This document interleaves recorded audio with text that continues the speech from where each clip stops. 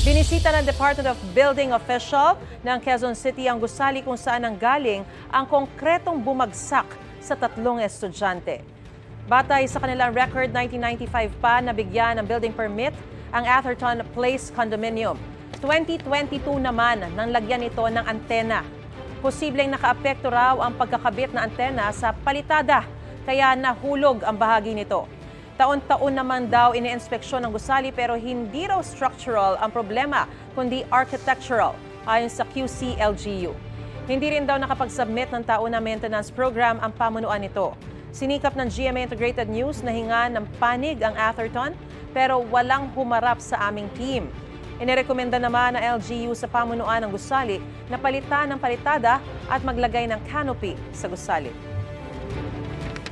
Yung mga structural, titingnan namin yung mga column kung maayos pa, yung mga biga.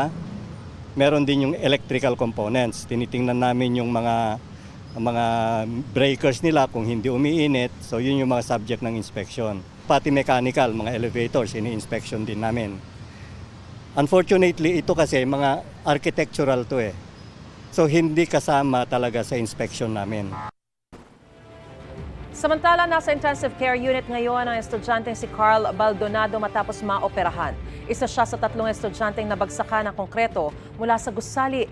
Nasa ICU rin ang kaklase niya si Michael Sanchez na nabagsakan din ng konkreto sa ulo.